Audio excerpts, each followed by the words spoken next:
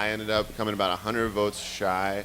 It was close enough that we had to start a recount. It was a really, really tight election. And I think that was a really great thing. I think that sent a really strong message that independent campaigns can be really successful, and we can really challenge the machine and give them a run for their money. What kind of impact? I'm sorry. Did you feel like the army of the Democratic machine came out against you? Usually, in cases like this, that's what happens. Yeah, definitely this was no exception. I mean, I think it took until about January for the machine to wise up to the fact that this was a real race, because I was a 24-year-old kid. All they need is a week, Will. All they need is a week. But yeah, no, they really fired up the apparatus pretty quickly. They started sending out just this deluge of mailers. I mean, with really the sort of quintessential ridiculous mailers, like me photoshopped in with like guys in suits and rooms full of money and talking about how I'm like Wall Street connected and corporate tax. I mean, really just far out there stuff. But it was basically every day for the last month of the campaign they would send a piece of mail. So they definitely recognized you as a potential winner.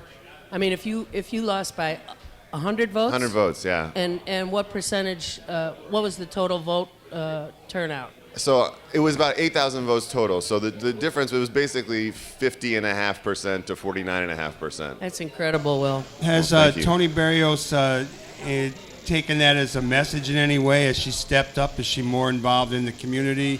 Does she listen? In some ways. Did she call you?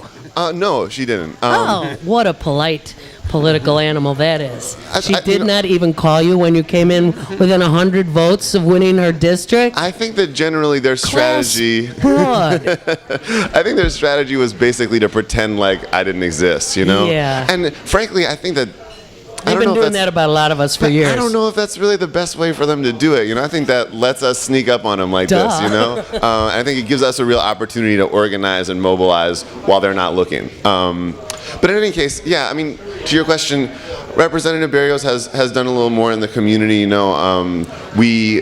One of the things I know we're going to get to in a minute here is this school closing stuff, and it's something that I've been really involved with since the election, and I organized with an elementary school in my neighborhood, the school Brentano Elementary, that was in jeopardy of being closed, and parents and teachers and the whole community really rallied around the school, and we got it off the closings list, which was a huge victory for us. But I think when we started getting really active with that, Representative Berrios sort of noticed, and we started hearing that she was out there passing petitions about Brentano, sort of independently of what we were doing in the school. So I think it's a good sign, and it's a sign that we can encourage our elected officials, even the ones who seem like they're not that responsive. We can sort of push them to action by being really active ourselves. That's absolutely right. I mean, it's been proven time and time again. It does not mean, however, that they will, in their blood and bones, understand the concept that we are organizing around, as opposed to coming out of the comfortable,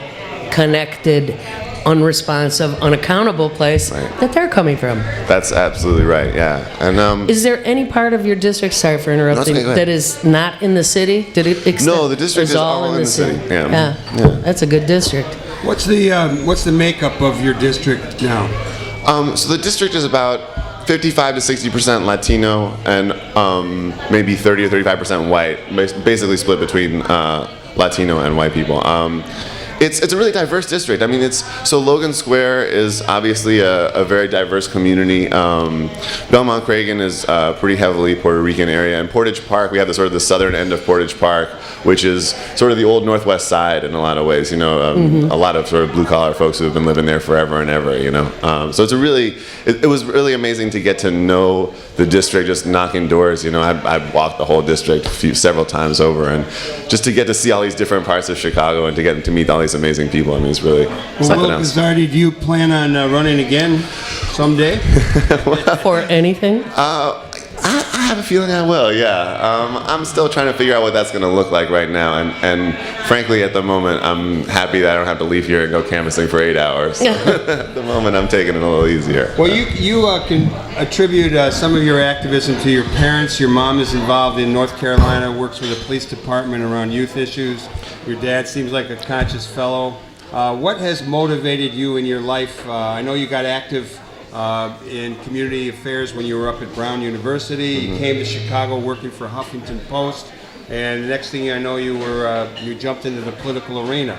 Tell us a little bit about yourself and what moves you. Sure. Yeah, I think I'm glad you mentioned my parents because they definitely had a lot of impact in sort of forming how I think about the world. They're just really wonderful, caring people who are Let's thank all the great parents. Oh, yeah. out there How who about have that? influenced all of us. All who of are our parents. trying to do that good. God in the rest world. their souls. Indeed.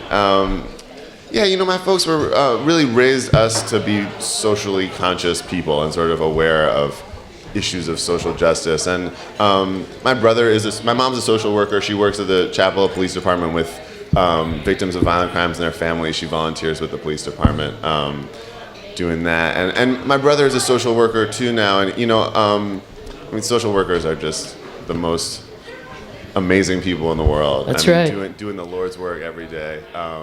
So I didn't follow quite as noble a path as they did, maybe. But yeah, I think the way I got involved in politics was really through my work at the Huffington Post. When I moved to Chicago, I really got involved in my neighborhood, and at the Huffington Post, I was doing a lot of reporting about local issues in my community, and realizing how the political crises in our city and our state were having a really direct impact on people's lives in the community. Seeing that the budget problems in Springfield were affecting, school funding in my area, or the city budget problems were shutting down the mental health clinic on my block, and really seeing that stuff played out in a tangible way for the people around me got me realizing that I needed to get involved in that level.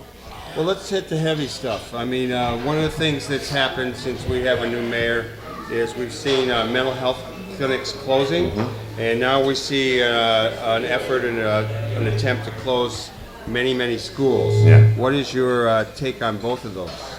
Well, I think they're frankly the last thing that our communities need, these closings. I mean, the mental health clinics is an issue that's literally close to home for me. There was a clinic on Milwaukee Avenue, a block away from where I live, Milwaukee and Fullerton, that shut down. And now the nearest clinic is just miles away, and you need to take 2 buses and a train to get there. And for people who are struggling with mental health issues, that's not the easiest thing in the world to do, Right. And I've met folks who used to go to that clinic or used to send their kids to that clinic, and just the incredible hardship that has placed on them, and to disinvest from the communities, from the people who are in the most need, is such a shame and such a backwards way to run a city. That people with mental health issues or children in disinvested communities who are struggling to get an education, those are the folks who need more of our resources and more of our investment and energy. And instead we're cutting their programs, cutting their clinics, cutting their schools. It just seems like a really unjust and cruel way to run a city. Yeah, it's clearly a big mistake. Yeah. The closing of the mental health facilities, it's a quintessential symbolic first move, because everything else will be affected. All these people who are being helped, assisted by those services, are suddenly becoming visible to their neighbors. That's right. And in pretty startling ways, violence, whatever, mayhem, but also folks becoming visible to those of us who are not social workers and do not know how and what way we can help. The people that we kept track of that on the program, and we interviewed some folks around here. The people who were most active against the closure of the mental health facilities were Occupy folks and the clients, if you will, themselves, Right. who sat in outside the mayor's office, and he nor his staff would even deign to give them a hearing. Yeah, and at our clinic on Milwaukee Avenue, there was a long occupation of that clinic where people were camped out in front of it, and really just doing everything we could to try to get the mayor's attention and to keep that clinic from getting closed. But I think it speaks to the same issue about school closings too, which, as I mentioned, it's something that I've been organizing around since the election, and it's just the last thing these communities need is for this one sort of anchor of stability to be taken away. And we've all heard about kids having to cross gang lines to go to their new school, and even in the communities where that's not the case, and that's a huge danger. I don't think that should be underestimated. But even in the communities where that's not the case, so often in disinvested communities, the school is the real rock of stability, you know? When all the other infrastructure is falling apart, to deprive a community of that, it's just, like I said, I think it's unjust, and I don't think it makes sense.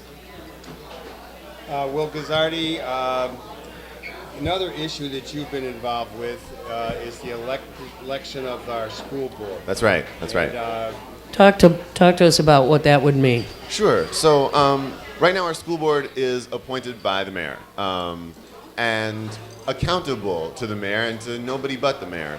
And I think that what we're seeing with the closings is actually a great example of why we need a different system. Because the communities in this city are outraged about the closings, right? There's no question about it. And you can, I mean, I was at the rally this week downtown, and it was, you know, thousands and thousands of people, and not just union people. You know, these are people from community organizations and neighborhood groups all over the city.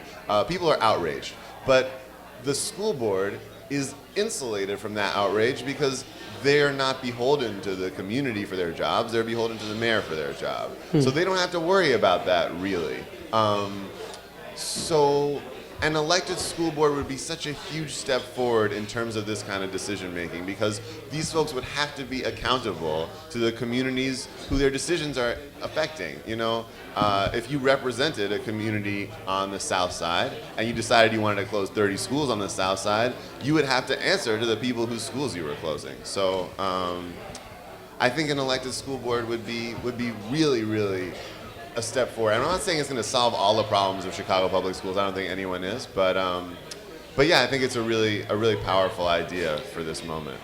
It does beg the question that comes up time and time again, certainly in the city of Chicago, where the power has been concentrated for all my life. Right. How much power do these guys need? I mean, really, Right. doesn't it makes them seem very insecure to me to need to run the entire flippin' show. Right. I mean, it's a disconnect. As you said, the democratic way would be to trust the people that you govern, Right. and let them in. Right. Seems to me we're way past the time to keep people out of the process. I think so, yeah. And you know, I helped organize with a coalition that's working on this elected school board issue. It's called CODE, Communities Organized for Democracy and Education.